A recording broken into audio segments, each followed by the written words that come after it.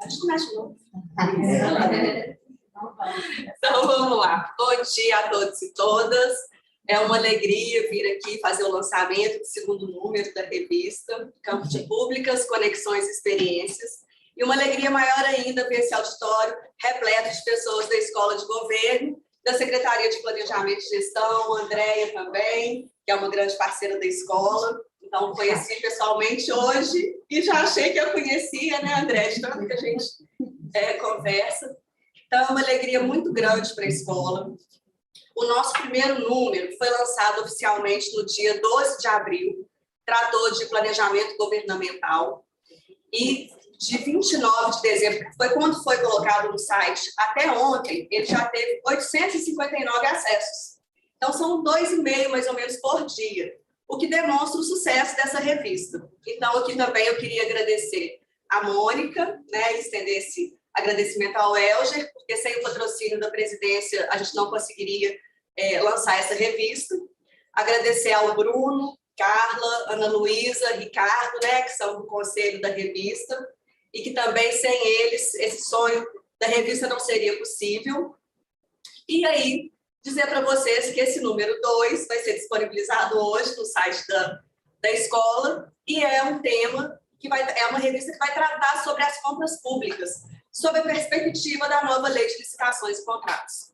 E aí eu preciso fazer um outro agradecimento, que é um grupo de trabalho Capacita Compras de Minas Gerais, que prontamente atendeu ao chamado da escola, né? Quando a escola resolveu fazer um número sobre compras públicas, foi logo buscar socorro naqueles que entendem do assunto e que dominam o tema. Então, pedimos socorro lá para o grupo de trabalho, que ajudou fortemente na prospecção dos autores e autoras, e aí a gente tem vários autores e autores de renome, de muito conhecimento técnico, então a revista ela está riquíssima. E aí esse agradecimento ao GT eu faço em nome da minha querida amiga Virgínia, que está aqui com a gente hoje, que vai debater com a professora Cristiana, é autora, possui uma rede fantástica nessa área de compras, então a gente tem muito a aprender com Virgínia. Então, não vou me estender aqui. E um agradecimento que eu não posso deixar de fazer, assessoria de comunicação e DPGF, sempre parceiros da escola e sempre viabilizando aqui, né, os nossos eventos, as nossas compras, tudo que a gente precisa fazer, a gente não faz sem eles. Então, é preciso registrar esse agradecimento. Então, eu não vou me delongar. Nós temos uma mensagem do governador do estado, então eu vou pedir, né, para a Olivia passar essa mensagem e a gente já volta para chamar nossas debatedoras. Bom dia a todos. É um enorme prazer participar do lançamento do segundo volume da revista Campo de Públicas, Conexões e Experiências. Tratar de assuntos importantes como as compras públicas e as novas leis de licitações, contratos administrativos, contribui para melhorar a administração pública. Parabéns a toda a equipe editorial e também aos professores, pesquisadores, alunos e diretores da Fundação João Pinheiro. Tenho certeza que o volume 2 dessa revista também será um grande sucesso.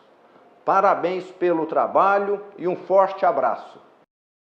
Bom, então, a nossa primeira debatedora, para tratar do panorama das compras públicas sob a ótica da nova lei de licitações, é a professora Cristiana Fortini. Cristiana é professora da UFMG, é a presidente do Instituto Brasileiro de Direito Administrativo, é uma grande parceira da Escola de Governo, que sempre atende prontamente a todos os nossos chamados. Então, eu já deixo aqui registrado o agradecimento à professora Cristiana e passo para ela a palavra. Bom dia a todas e a todos. Eu quero primeiro dar parabéns a todo mundo envolvido na produção do segundo volume da revista. Eu sei como é trabalhoso não só estruturar a revista, pensar nas linhas que vão dirigir a revista, mas, sobretudo, coletar artigos de qualidade estimular professores que sejam referência a entregar produtos via artigos que possam contribuir para a formação dos agentes públicos e que possam favorecer um ambiente de contratação pública sempre cada vez mais profícuo, sempre cada vez mais rígido. Então, parabéns a todos os envolvidos. Vou destacar, obviamente, a Virgínia, que é uma pérola do estado de Minas Gerais, motivo de muito orgulho de todos nós. Quero agradecer, obviamente, o convite, dizer que sempre que vocês me chamarem, eu estarei presente, porque sou uma fã da Fundação, então estarei sempre aí atuando com vocês, tanto quanto vocês me convidarem. Peço desculpas de não estar aí presencialmente, pessoal, mas eu estou no Pará, vou participar de um outro evento e não podia deixar de comparecer, ainda que virtualmente. Muito bem. Fazendo um panorama geral sobre a questão das contratações públicas, eu queria registrar, em primeiro lugar, o fato de que nós estamos tratando de um tema que tem importância mundial. A preocupação com o ambiente austero, com a efetividade do movimento de contratação pública, não é uma prerrogativa brasileira. Por onde quer que a gente vá, nós vamos encontrar países mais ou menos democráticos, mas sempre reconhecendo na contratação pública o papel de mola, o papel instrumental para que todas as ações estatais sejam viabilizadas. Não há como o Ministério Público funcionar sem contratação pública, não há como o Legislativo funcionar sem contratação pública. A gente está diante do sangue que bombeia e que mantém o organismo estatal sob qualquer ângulo em funcionamento. E é por isso que se estuda tanto o movimento cíclico da contratação pública, da fase preparatória, embrionária, passando pelo momento em que se selecionam as propostas e que se chega a apontar o licitante vencedor, para também alcançar a fase de fiscalização e gestão contratuais. Estudar contratação pública é, portanto, fundamental em todas as partes do globo terrestre e, obviamente, é crucial também aqui no Brasil. Além da delicadeza que vem do volume de recursos públicos envolvidos, além do fato de nós termos que nos preocupar sempre com o vírus da corrupção, que pode deteriorar este ambiente e fazer com que essas contratações públicas sejam contratações públicas mais caras do que precisariam ser, lembrando que se gasta anualmente com corrupção cerca de US$1 trilhão, segundo informação da Transparência Internacional, há também a necessidade de que o nosso olhar seja voltado para que a demanda da administração pública venha, de fato, a ser atendida e para que outras questões sociais sejam contabilizadas durante esse metaprocesso. Por isso é que há que se falar sempre e cada vez mais da licitação servindo, da licitação e da contratação servindo para o alcance de outros propósitos para além daqueles que tradicionalmente são acoplados a este movimento. Se formos olhar, por exemplo, a Diretiva Europeia sobre Contratação Pública, nós vamos destacar de lá a preocupação com a função social deste movimento licitatório, ligada à questão ambiental, ligada ao incentivo e à sobrevivência dos pequenos negócios. Se formos aos Estados Unidos, também vamos encontrar referências, inclusive referências mais inusitadas, que destacam quanto que a contratação pública pode servir para calibrar o mercado, pode servir para estimular comportamentos que venham a ser considerados positivos, pode servir para afastar práticas que traduzem também aspectos negativos. E esse conjunto de informações, ele é incorporado na legislação brasileira. Claro que todo mundo vai se lembrar, como função social ou regulatória das contratações públicas no Brasil, da edição da Lei Complementar 123, que encarna isso de forma bastante densificada. Mas a legislação brasileira não se resume à Lei Complementar 123 como exemplo de comportamento proativo em termos de função social ou regulatória da contratação pública. A gente já tinha na própria Lei 8666, a partir da ideia de parcelamento, uma preocupação com essa amplitude de competição ou de competitividade que favoreceria os pequenos negócios a participar da licitação, e a gente tem uma série de outras leis que formam um arcabouço muito relevante no que toca à preocupação com a questão ambiental. Pois bem, seja pelo aspecto da corrupção, seja pela necessidade de que, de fato, as demandas sejam atendidas, seja porque a contratação pública serve a esse propósito regulatório social, há que se estudar a Lei 14.133, pensando nesses três focos, nessas três categorias de preocupação. Eu iniciaria destacando o olhar da 14.133 para o alcance de políticas públicas, para o favorecimento de políticas públicas.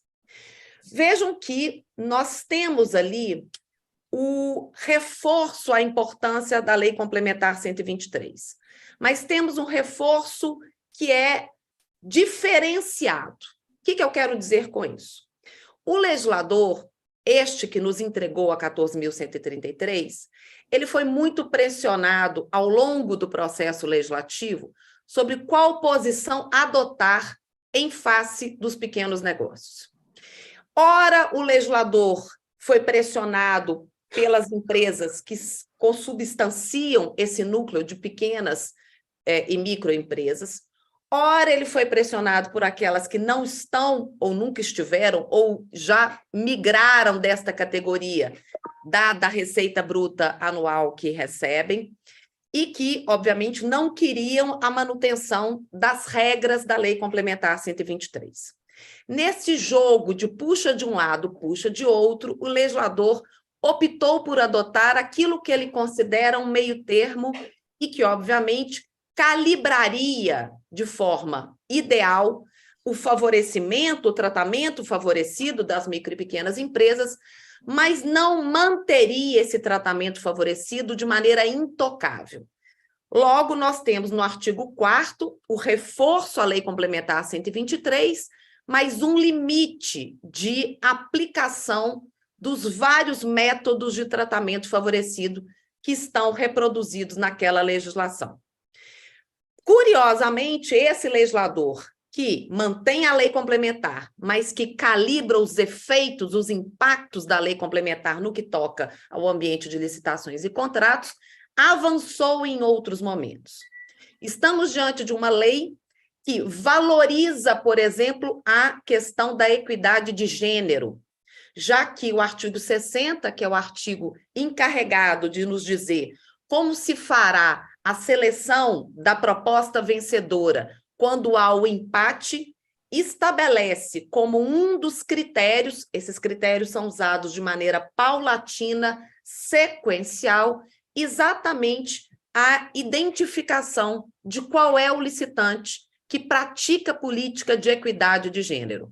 Não é o primeiro critério a que faz alusão ao artigo 60, é o terceiro critério, mas ele aparece de maneira, inclusive, antecipada à existência de programas de integridade. Então, para o nosso legislador, o licitante que tiver uma política de equidade de gênero merece um olhar mais benevolente, inclusive em comparação ao licitante que tenha adotado os programas de integridade considerados efetivos. Isso é um traço muito interessante de ser destacado. Esse mesmo legislador fala da importância de o edital, se assim se achar conveniente, se assim se achar que deve ser, prever que parte da mão de obra a ser utilizada para a execução do contrato venha a ser composta de oriundos e egressos do sistema prisional ou venha a ser composta por mulheres vítimas de violência doméstica. É, mais uma vez, a comprovação de que o legislador reconhece que há uma potencialidade muito importante no movimento das contratações públicas de forma que elas venham a servir também para assegurar um local de trabalho, um posto de trabalho para pessoas que passam por uma fase de sensibilidade maior, seja porque são vítimas de violência doméstica, no caso das mulheres, seja porque, pelos atos que praticaram, são oriundas ou egressas do sistema prisional e têm uma dificuldade, pelo próprio preconceito que a cerca, de conseguir um posto de trabalho. É o legislador que também reforça a possibilidade de procedimentos de manifestação de interesse reservados às startups.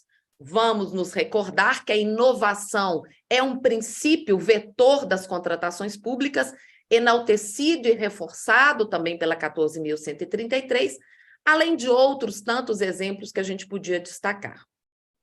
Esta lei também reforça 2 parâmetros que me parecem muito importantes e que voltam aos pontos de partida dos quais eu iniciei a minha fala. Eu disse que as contratações públicas são interessantes como este movimento de potencializar as 1001 facetas que circundam o ciclo de contratação, mas disse também que é interessante a gente pensar que as contratações públicas, quando elas não atendem às demandas da administração, quando elas custam mais caro do que precisariam custar, porque a corrupção ou a ineficiência, elas representam um problema, e é exatamente com base nisso que o legislador criou algumas ferramentas que vão municiar todos os agentes públicos de norte a sul e leste a oeste, porque são referências importantes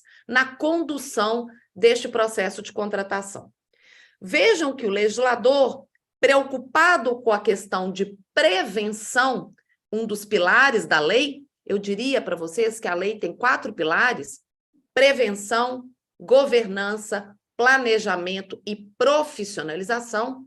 E pensando especificamente na questão da prevenção, o legislador está a dizer que é muito importante que o comportamento da administração pública seja um comportamento padronizado, um comportamento que não oscila de licitação para licitação, um comportamento que não gere surpresas, inclusive no ambiente dos operadores econômicos. E nós detectamos esta preocupação com padronização, com segurança, com afastamento das incertezas em vários momentos. Vejam que lá no artigo 19, que é um artigo que eu considero muito relevante, se destaca a necessidade, de catalogação de bens, serviços e obras. O que se quer com a catalogação? A catalogação serve exatamente para que nós não tenhamos movimentos que são divorciados uns dos outros ao sabor de cada licitação levada a efeito por um determinado ente ou órgão público.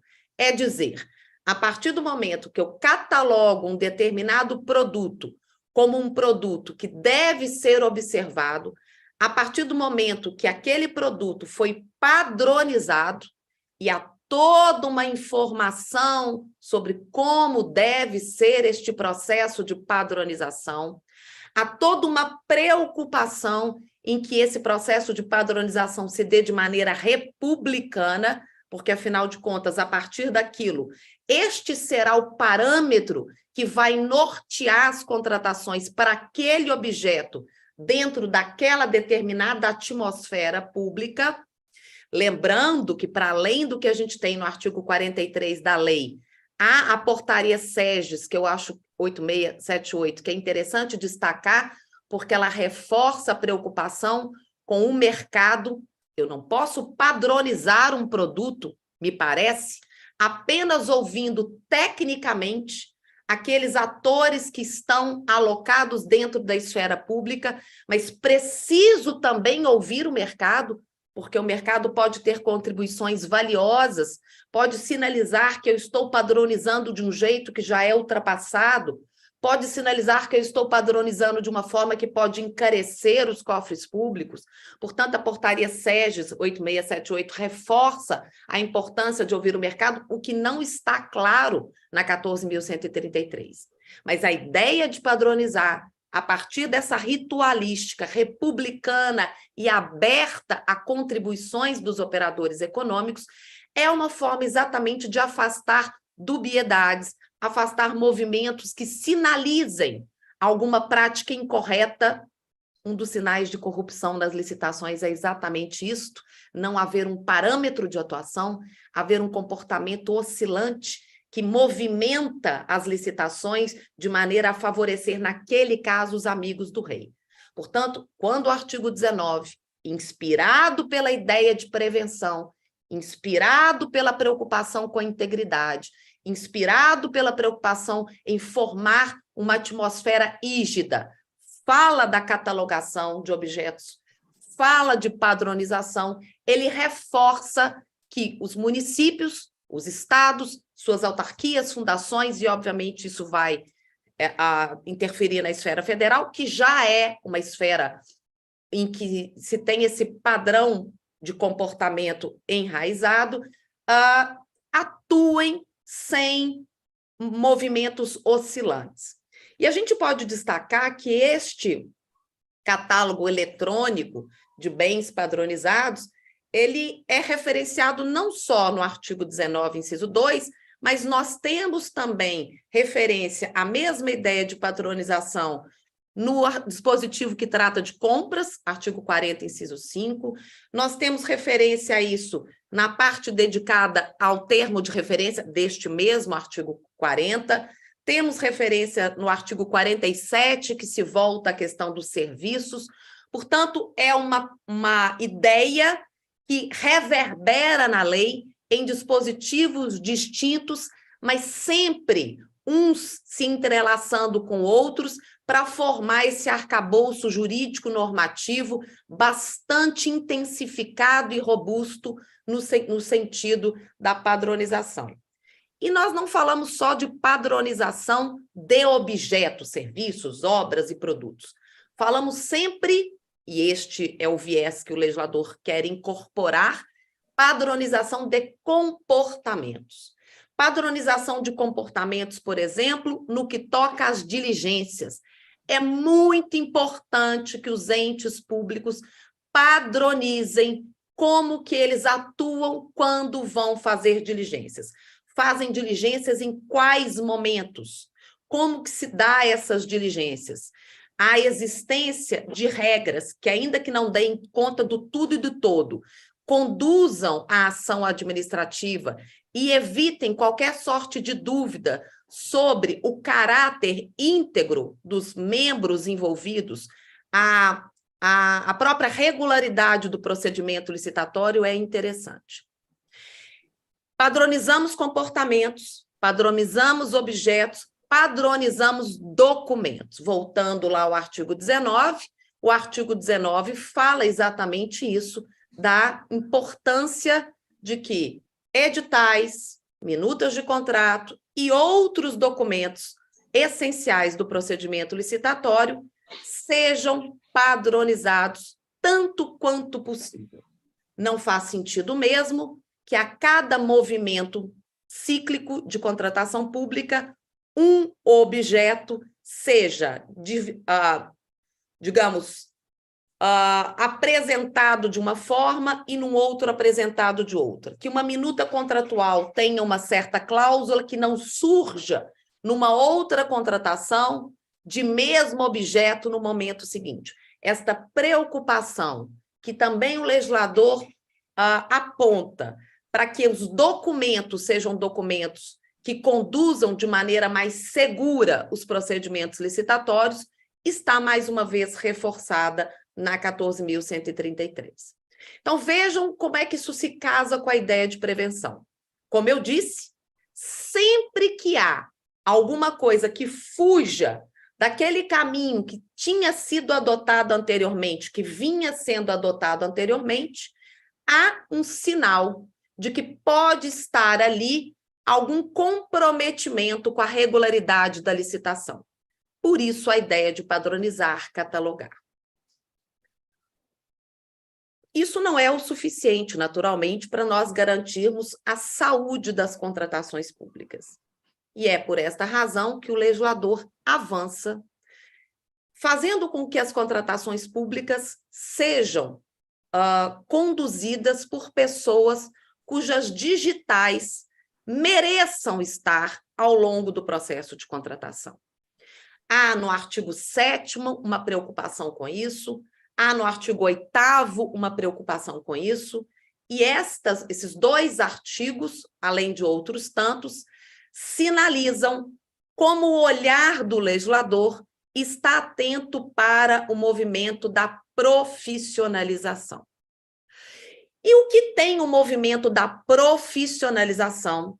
Exatamente, a demandar que os personagens, os agentes públicos, não sejam escolhidos de maneira simples, de maneira aleatória, mas que se escolham esses agentes públicos, em especial aqueles que estão a movimentar a fase preparatória e a fase de disputa da licitação, com uma atenção para determinadas balizas que são fornecidas pelo legislador, especialmente lá no artigo 7º e no artigo 8º. Para esses que estão na fase preparatória e na fase de disputa, com destaque para a exigência do artigo 8º, que fala em cargos efetivos ou empregos públicos de quadros permanentes. Bom, qual é a relação deste movimento de profissionalização com a ideia das centrais de compras? Vejam que as centrais de compras estão referenciadas de maneira expressa no artigo 181 da Lei 14.133. O que quer o legislador?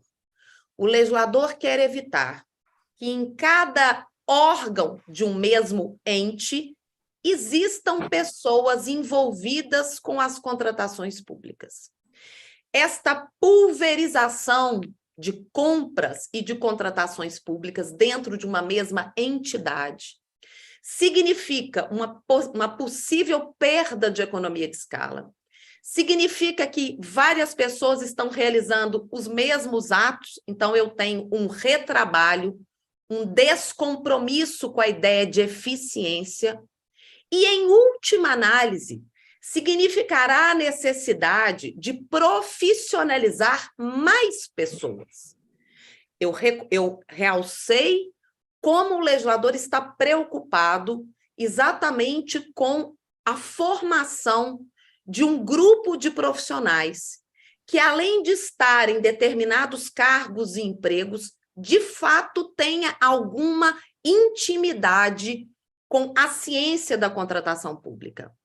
Se eu tenho uma pulverização, grupos distintos, que em cada órgão da mesma entidade manuseiam a contratação pública, eu terei o dever de profissionalizar esses diversos grupos, além de checar se eles preenchem os requisitos dos artigos 7º e 8º.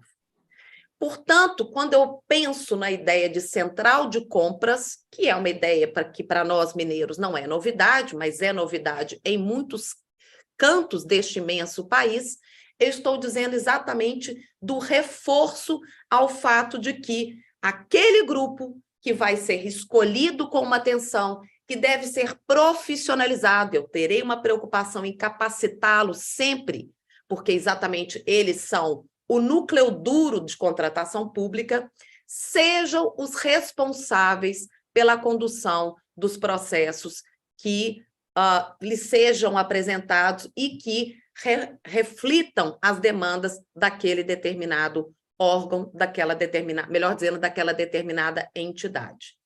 O estímulo ao consorciamento para pequenos municípios nem precisaria estar na lei, mas ele está porque o legislador quis recordar a esses pequenos municípios que talvez uma alternativa em termos de gestão das contratações públicas seja a constituição dos consórcios, e é por esta razão que se faz alusão aos consórcios neste mesmo artigo 181, em seu parágrafo único. Vejam, centralização de compras, que é uma ideia com a qual nós fomos aos poucos acostumados, é uma referência da diretiva europeia e não desmistifica e não afasta a preocupação com uma outra coisa que também há de guiar as contratações públicas, que é a ideia de parcelamento. Num primeiro momento, pode existir uma falsa contradição entre esses dois lados. O pensamento em que eu tenho que ter centrais de compras e, por outra ideia, uma preocupação presente na 14.133 com o fator do parcelamento, com a ideia de parcelamento. A 14.133, ela mantém esta preocupação com parcelamento, sempre pensando que este parcelamento há de trazer benesses, há de favorecer a salvaguarda do interesse público. Portanto, nós não estamos falando de parcelamento que possa, ao contrário, causar algum tipo de lesão ao interesse público. Sempre que este parcelamento ele puder favorecer, ele puder acolher o interesse público, e é isso que se extrai lá do artigo 40, 5b, assim como do 47, 2, ele deve ser prestigiado. Parcelamento pode se dar dentro de uma ideia de centralização. Eu centralizo as demandas, eu centralizo o procedimento de contratação pública para que ele venha a ocorrer num determinado locus na estrutura daquela entidade.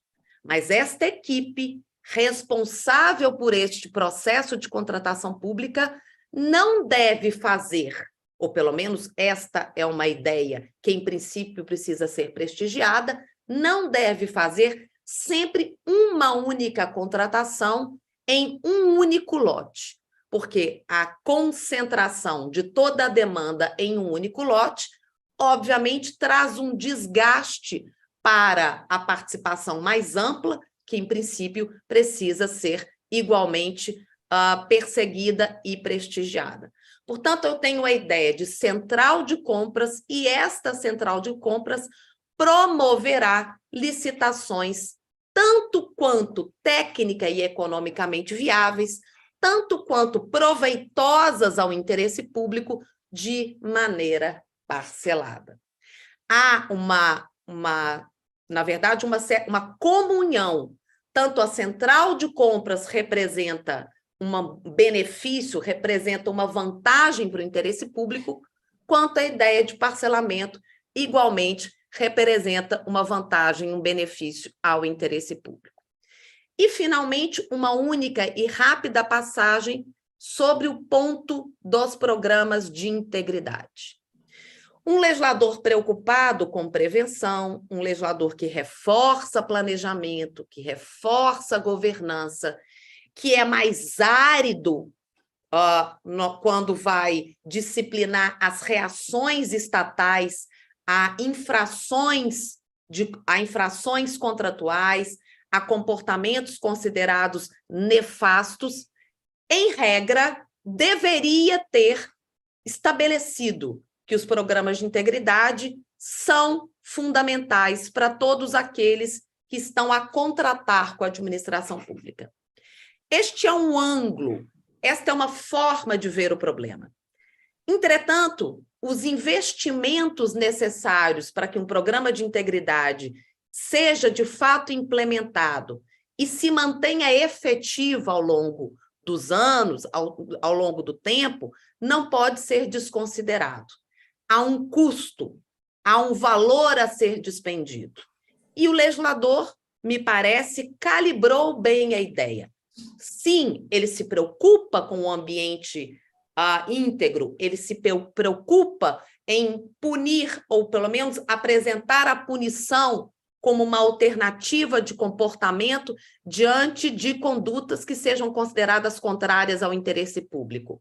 Mas ele entende que a existência dos programas de integridade não há de ser exigida para todos os cenários de contratação pública, exatamente porque há este efeito colateral que implicaria aqui ou ali na impossibilidade de um determinado operador econômico vir a participar dos procedimentos licitatórios e, consequentemente, este aspecto seria alguma coisa não desejada, porque o que se pretende, ao fim e ao cabo, é sempre, tanto quanto possível, uma ampliação dos personagens envolvidos na licitação.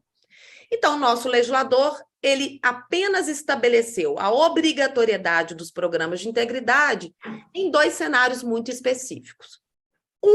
Entendendo que o interesse público era o interesse público mais delicado, porque o valor da contratação, o valor estimado da contratação, é um valor mais retumbante. Então, para os contratos de grande vulto, assim ditos, porque o valor estimado na fase de contratação pública suplanta o limiar fixado na lei, e hoje esse valor não é mais de 200 milhões de reais, porque a gente já teve um reajuste, se não me falha a memória, nós estamos falando em 206 ou 16, agora o número que me fugiu, professora Virgínia, se tiver aí, pode me mandar uma cola, 206 ou 216 milhões de reais. Então, nestes casos, por este interesse público mais peculiar, não pelo objeto, mas pelo valor de recursos públicos investido na contratação, a ser investido na contratação, exige-se que o vencedor da licitação venha a implementar um programa de integridade, num prazo de 6 meses, do momento em que o contrato é celebrado, para não pesar, para não onerá-lo com este dever enquanto mero partícipe daquele certame, e também num outro momento em que já se percebeu que falta à empresa, ou que faltou, pelo menos numa dada circunstância, este compromisso com a regularidade, com a cultura de integridade. Licitantes que tenham praticado, licitantes ou contratados, que tenham praticado atos que mereceram uma repulsa estatal com a aplicação da sanção de inidoneidade, e a gente hoje, pela correlação do 155 com o 156, consegue detectar quando a sanção de inidoneidade poderá ser aplicada, porque o legislador está a fazer essa correlação de infrações com sanção. Este personagem, seja ele licitante, seja ele contratado, exatamente porque foi excluído do cenário das contratações públicas, após ter sido penalizado com a sanção de inidoneidade, só se reabilitará se tiver implantado um programa de integridade ou, já o tendo, tiver aperfeiçoado, melhorado o programa de integridade. Então, percebam aqui que o legislador entendeu que estes são os segmentos, estas são as situações em que o legislador, em que de fato faz sentido impor a existência de programa de integridade. Mas apesar da imposição só estar aqui ou ali, casos de reabilitação, casos de contratos de grande vulto, acima de 216 milhões de reais, há um estímulo sempre à existência de programas de integridade, porque aqueles que o têm terão um tratamento diferenciado no momento de se sopesar a sanção a ser aplicada e terão também um tratamento diferenciado porque prestigia-se o licitante que já adotou a política de integridade, porque já implantou programas com este viés, quando dá seleção da proposta vencedora em casos de empate.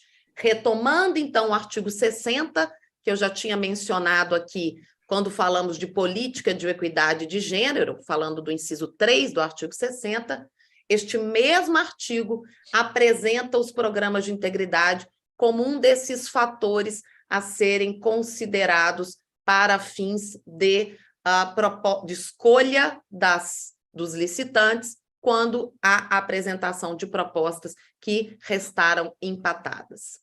Com estas palavras, eu quero agradecer mais uma vez o convite da Fundação João Pinheiro, dizer da minha alegria de manter um contato sempre produtivo e próximo a vocês, dizer que eu, representando aqui o IBDA, e a Universidade Federal de Minas Gerais, quero, mais uma vez, parabenizar todos os envolvidos com a publicação dessa revista já tão importante. Muito obrigada.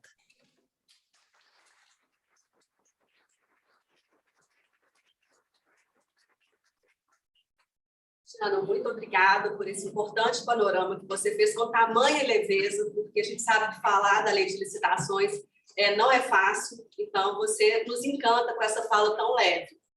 E aí, já vou passar a fala para minha querida amiga, egressa desta casa, professora desta casa, subsecretária do Centro de Serviços Compartilhados da Secretaria de Planejamento de Minas Gerais, a quem, mais uma vez, eu agradeço por ter topado esse desafio. E aí, ao final, a gente faz as perguntas. Virgínia? Obrigada, Del. Bom dia a todas e todos. Vou tirar a máscara para ficar mais fácil vocês me ouvirem, nem me verem. Então, queria agradecer, dando um abraço para a Cris, que está aqui conosco. Queria principalmente agradecer a oportunidade, o convite que a Maria Isabel, pela escola, pela Fundação Junqueiro fez, de nós podermos contribuir com essa revista num tema que me é muito caro há muito tempo. Formando aqui na Fundação, eu já fui diretamente para a área de logística e de compras públicas e justamente falar do papel estratégico que esse tema tem dentro do Estado, não só de Minas, como nível federal, nível municipal, é de uma alegria muito grande.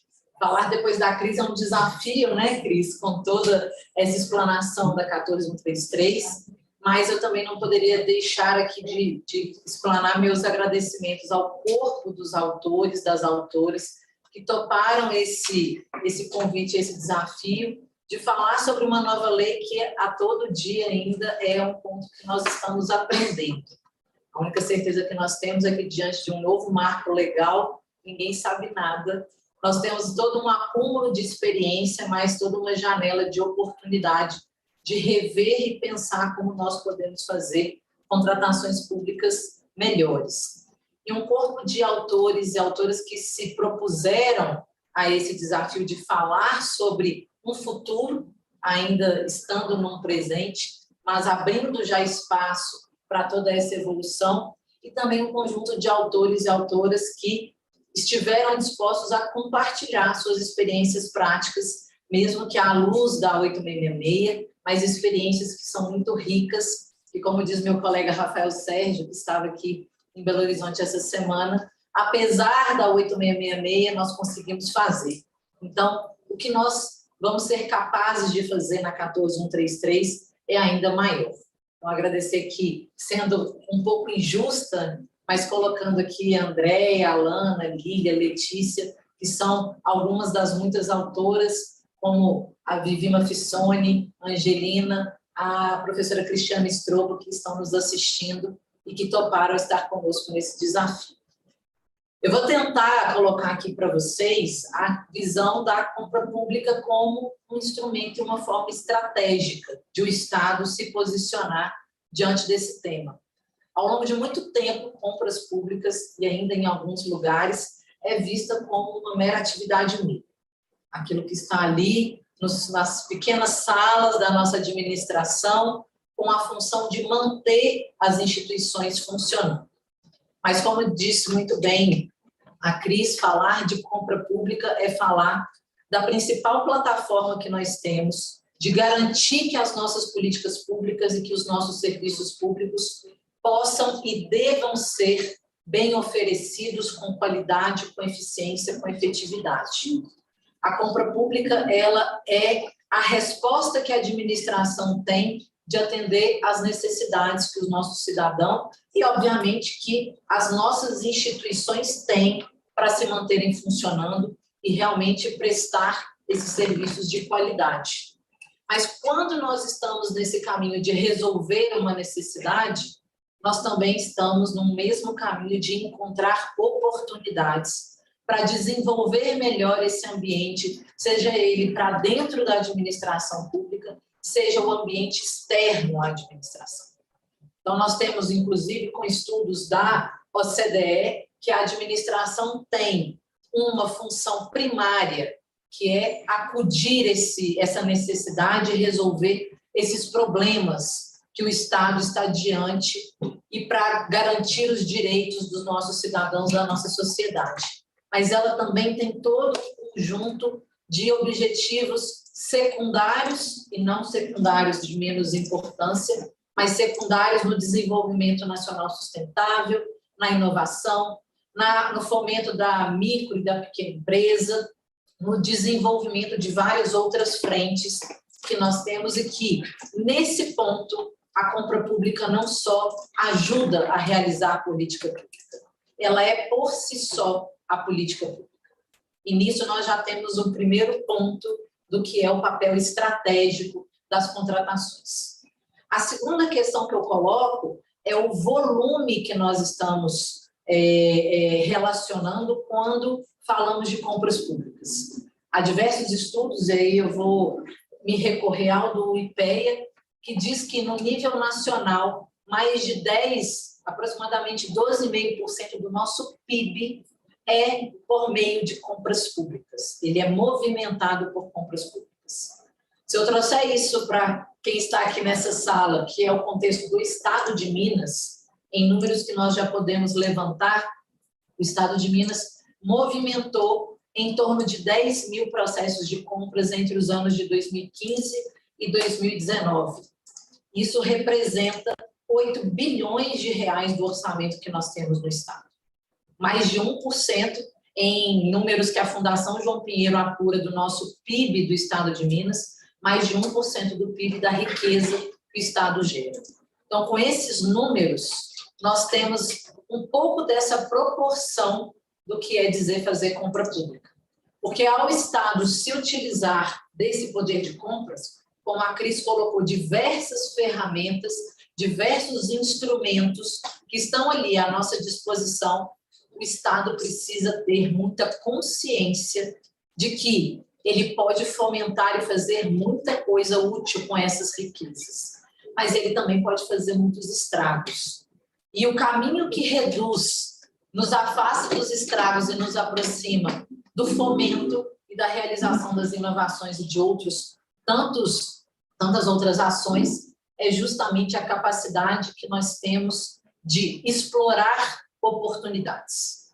E explorar oportunidades é nos valendo de diversos desses instrumentos que a professora Cristiana nos colocou, em, por exemplo, fazer o Estado se aproximar do mercado. Uma coisa que, quando a gente pensa, o senso comum vai dizer é errado. É errado porque eu vou direcionar uma solução para um determinado fornecedor, é errado porque nós temos uma cultura e um paradigma que fazer compras é você já colocar ali a dúvida sobre a qualidade e a idoneidade daquele procedimento. Então, na hora que a administração precisa dialogar com o mercado, isso é visto com maus olhos. E nós estamos num momento, ou na verdade, já passamos do momento de entender que a administração, só dentro dos seus muros, não vai desenvolver soluções, não vai utilizar esse poder de compra sozinha. Ela não vai ter as respostas todas do que ela precisa dentro do seu corpo funcional. Então, nós nos valermos de um procedimento de manifestação de interesse, de um estudo técnico preliminar que faz um levantamento de mercado, de dialogarmos com todos esses atores, indo um pouco além só do mercado. Pensar também no terceiro setor, que vem também sendo um parceiro da própria administração no desenvolvimento desses modelos, é dizer que nós temos aí um espaço imenso para explorar, para buscar novas formas de usarmos esse poder de compra de forma estratégica. E por isso falar de compras não é falar de uma atividade meio, não é falar de algo que está ali tendo as pessoas alocadas, porque nós tivemos isso por muito tempo, que não conseguem prestar outros serviços dentro da administração. Nós estamos falando da necessidade de ter um corpo funcional especializado, que tenha capacidade de negociar e dialogar com esse mercado, trazendo os parâmetros que a Cristiana também muito bem colocou e a nova lei nos apresenta, de integridade, de conformidade, de transparência, de isonomia. ter servidores ou colaboradores, que era o nosso perfil até pouco tempo, que sabem só operar a lei e aplicar as recomendações ou orientações de órgãos de controle, é fechar os olhos para esse futuro. Nós precisamos de servidores que tenham toda essa bagagem e essa capacidade de diálogo e de construção. É aproximar, então, a compra de uma perspectiva até então burocrática, e burocrática que era usada no seu viés negativo do desvio do procedimento, do processo terminando em si mesmo e não olhando para a sua finalidade, é aproximar de uma lógica da inovação, é cocriar soluções com o mercado, é trazer, sim, o usuário dos nossos serviços para discutir qual é o problema que ele tem, para que nós possamos, então, ter as soluções que vão ser viabilizadas por uma compra pública de uma forma mais aderente para realmente alcançar não só a economicidade, a eficácia, a eficiência, que são os S que nós estamos mais acostumados, mas é alcançar a efetividade, é gerar um impacto lá na ponta. E aí, nesse ponto, a nossa revista ela é muito feliz. Já na sua primeira edição tinha esse formato, na segunda ele fica ainda mais perceptível, de combinar textos que são de um caráter mais teórico e mais acadêmico, porque é onde nós precisamos levar esse conhecimento, e não só para quem trabalha com compras, mas para todo mundo que está envolvido dentro das nossas instituições e no mercado com essa temática. Mas também compartilhando a perspectiva prática. O que nós já temos sendo realizado dentro da administração e que precisa ganhar mais espaço.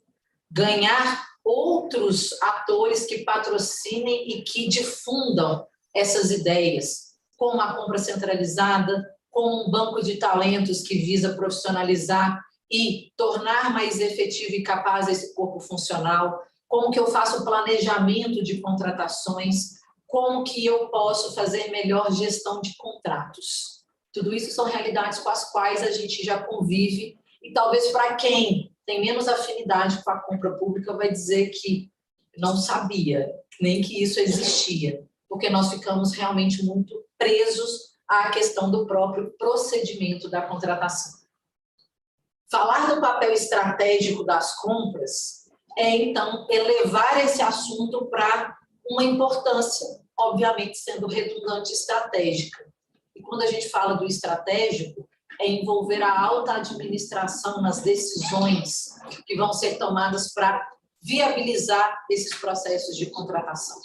É falar da importância desse planejamento de compras, que dali nós vamos ter clareza do que vai poder ser priorizado, de quais as possibilidades que nós temos de fazer uma padronização, uma centralização, uma inovação, desonerar as nossas áreas administrativas de todo mundo ter que ficar fazendo os mesmos processos para alcançar as mesmas finalidades.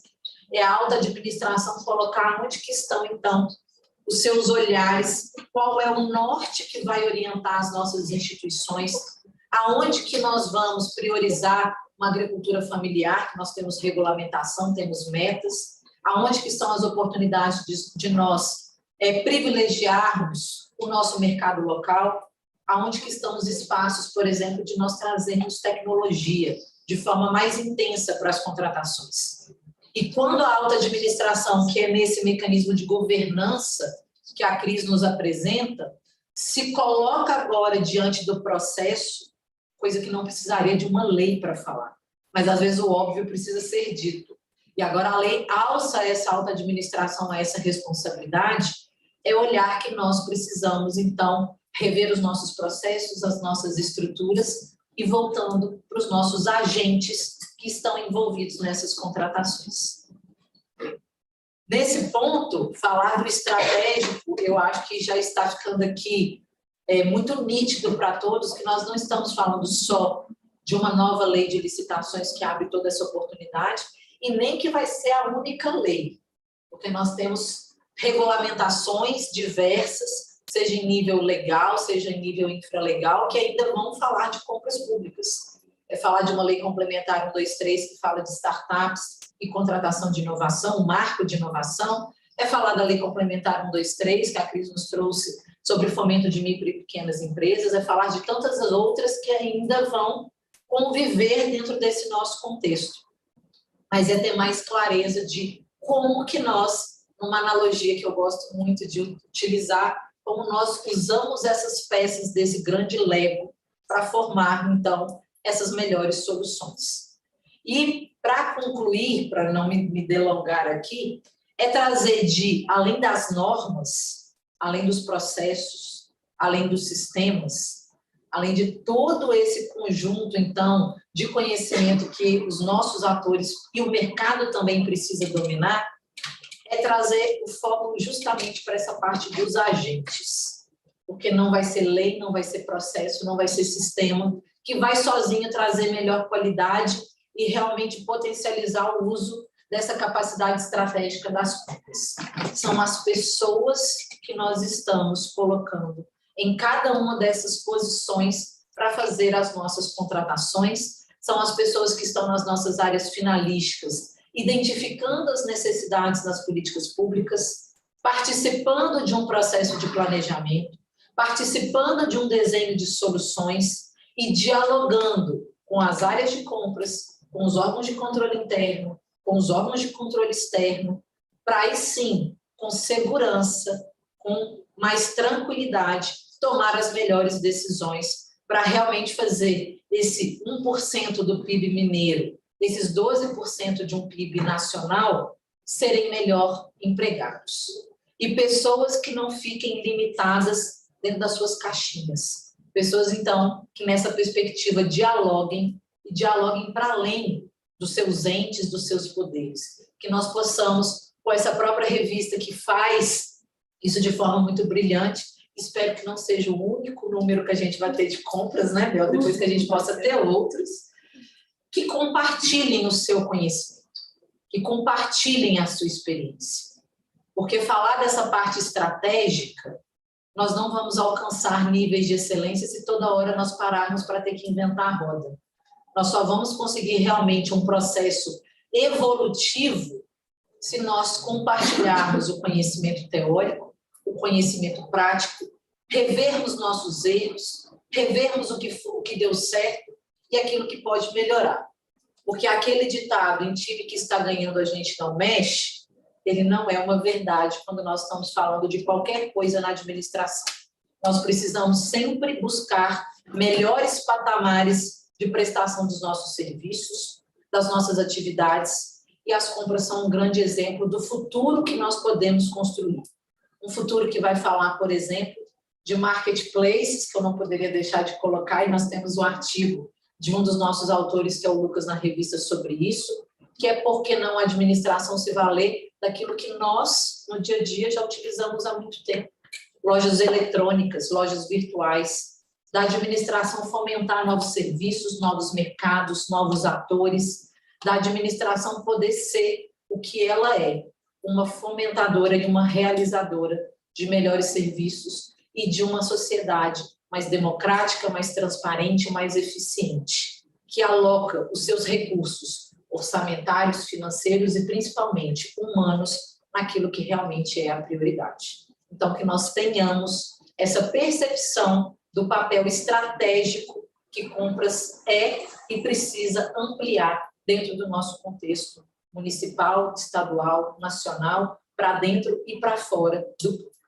Então, queria novamente agradecer a oportunidade de estar aqui, uma felicidade muito grande poder estar numa das casas que me possibilitou estar onde eu estou hoje, podendo devolver aquilo que eu posso acumular ao longo da minha trajetória e, principalmente, compartilhando com colegas de carreira, colegas de profissão enquanto professores, colegas do dia a dia e, principalmente, vários que viram amigos dentro dessa trajetória. Obrigada.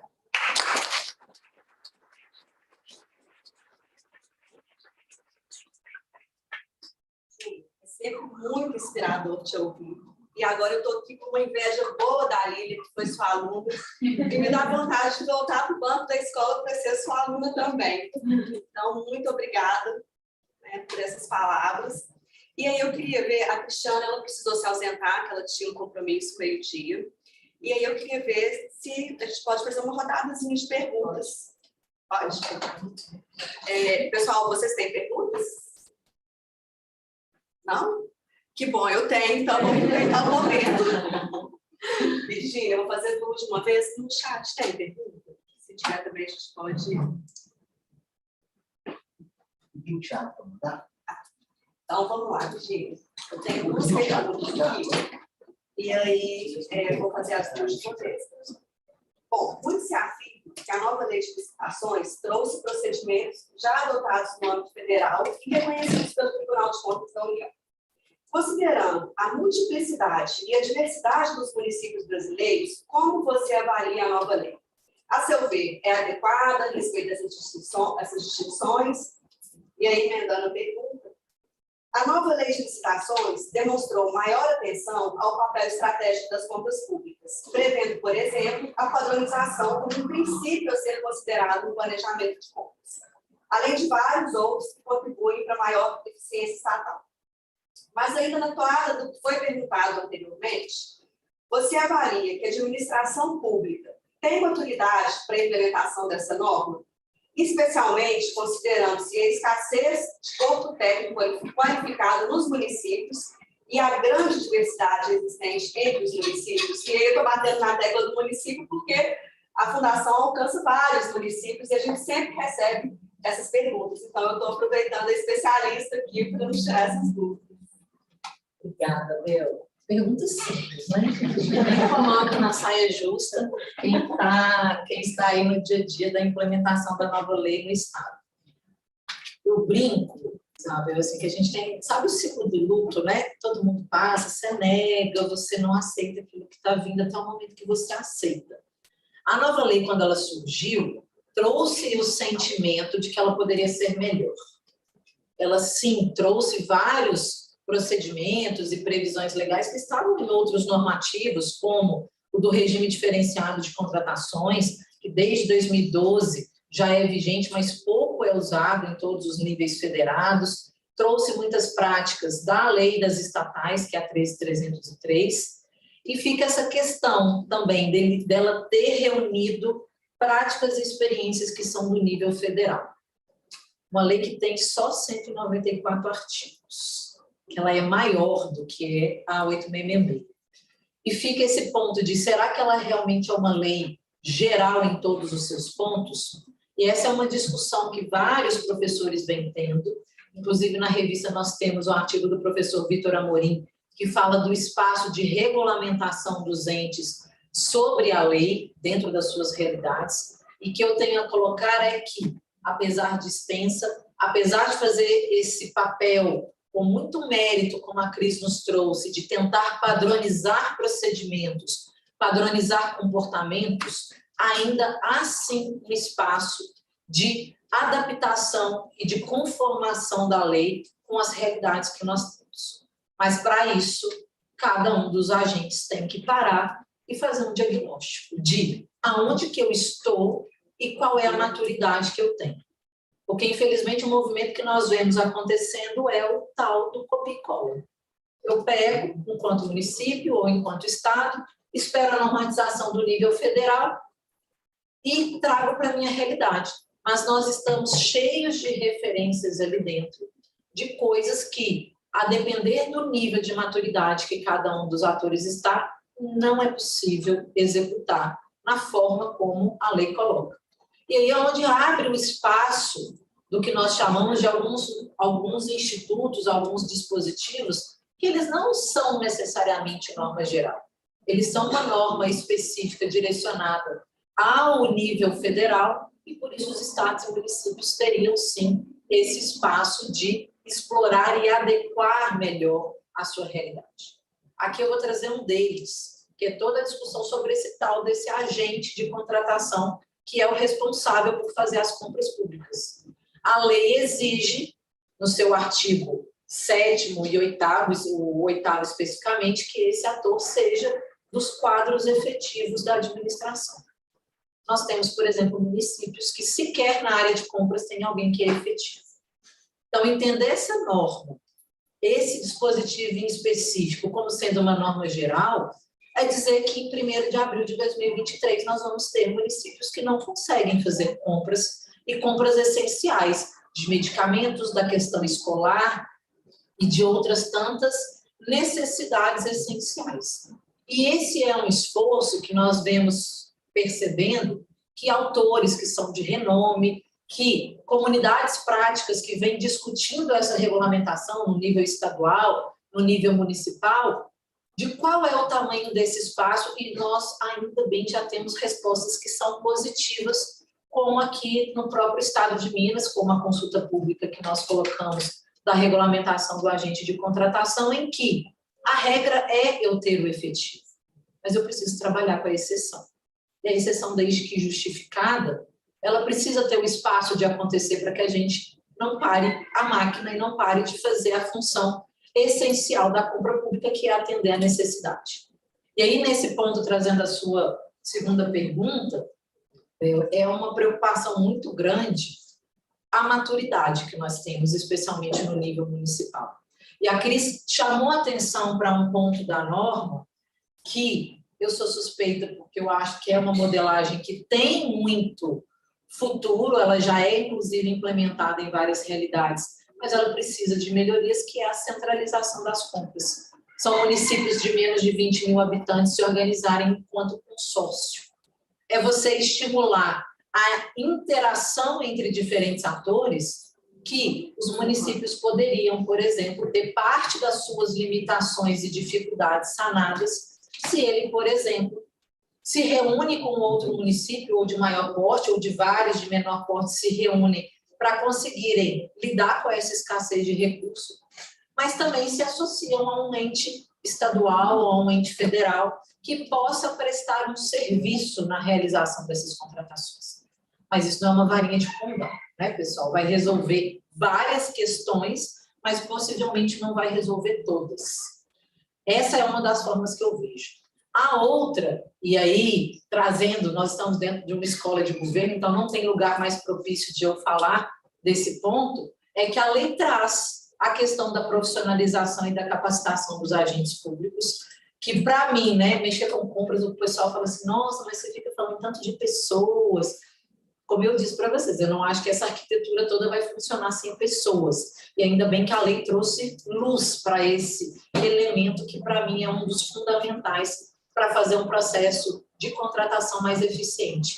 E para esse agente, a lei traz o reforço da necessidade da capacitação, da profissionalização, da certificação desse ator, e que as escolas de governo sejam uma das plataformas que viabilizem essa capacitação e essa certificação. Traz para as escolas de governo de uma forma geral, traz para as escolas de contas, dos tribunais de contas, essa responsabilidade da camada pedagógica, porque essa falta de maturidade ou de experiência dos municípios, que elas também existem nos estados, ela também existe no nível federal. E como servidora do nível federal, posso dizer que nós temos realidades distintas dentro do próprio ente federal. Você falar das unidades que estão em Brasília é uma coisa. Você falar da unidade do governo federal que está lá onde a crise está em Belém é outra coisa. E ela sofre, às vezes, das mesmas dificuldades e limitações do estado e do município onde aquela unidade federal está. Então, falar em capacitação é, para mim, falar de um dos elementos que nós temos, trazendo, novamente, o reforço para o âmbito das escolas de governo, que já tem diversos programas e que precisa ampliar agora a sua esteira, casado com discussões de gestão por competência, como que as próprias escolas, e Maria Isabel é uma das nossas representantes, por exemplo, no CONSAD, que é o Conselho Nacional do Secretário de Administração, em um grupo de trabalho de escolas de governo, que a gente vem dialogando muito com um grupo de compras, de como que nós podemos ampliar essa oferta de conhecimento. E levando não só a teoria, como eu disse anteriormente, levando a prática. Porque não basta a gente saber o A8666, o A14133, todas as novas normas que vão sair, porque isso não vai fazer as pessoas saberem aplicar esses normativos. E trazendo, né, lógico que a gente tinha que puxar a sardinha para mais uma coisa que a gente teve a oportunidade de fazer juntos, é a criação de uma rede de compras públicas. Eu quase falei um nacional, mas é porque ela tem a perspectiva nacional, uma rede que hoje já tem mais de 15, caminhando para 20 integrantes, tanto do nível federal, estadual, municipal, de diversas regiões, para que ali seja um espaço que a gente possa discutir essas fragilidades e compartilhar aquilo que muitos de nós estamos produzindo, e numa era já distinta da qual a gente já esteve, em que faltava conhecimento, e agora sobra. Sobra e as pessoas não sabem por onde começar, o que ler, o que é seguro, o que não é.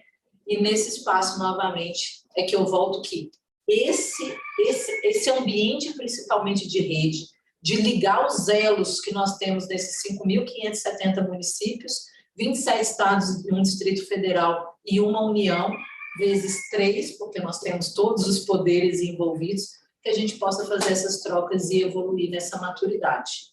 Infelizmente, num prazo muito curto. Uma lei que de 1º de abril não é mentira, mesmo sendo 1º de abril, né? Se nós não faremos uma revista também tratando sobre ela, mas de 1º de abril de 2021, e que 2 anos para a sua total implementação parecem muito, mas não são.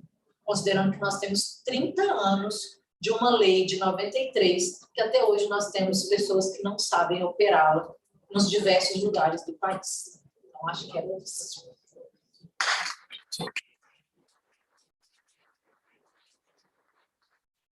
Obrigada. No chat só temos elogios, então, inclusive de alguns autores, a Marta Sampaio, Eduardo Grossi, Ana Reis, Silvana Dourado também elogiou, então você está de parabéns, né? Você, Cristiana. Queria te agradecer mais uma vez, convidar a todos e todas que acessem a revista, provavelmente amanhã ela já vai estar disponível no site da Fundação João Pinheiro. E já queria deixar aqui anunciado que no dia 14 de dezembro a Escola de Governo ela completa 30 anos, então a próxima edição da revista será uma edição especial em relação a esses 30 anos, e a gente vai tratar da temática Tradições da Administração Pública no pós-88 e as contribuições da Escola de Governo, professor Paulo Neves de Carvalho.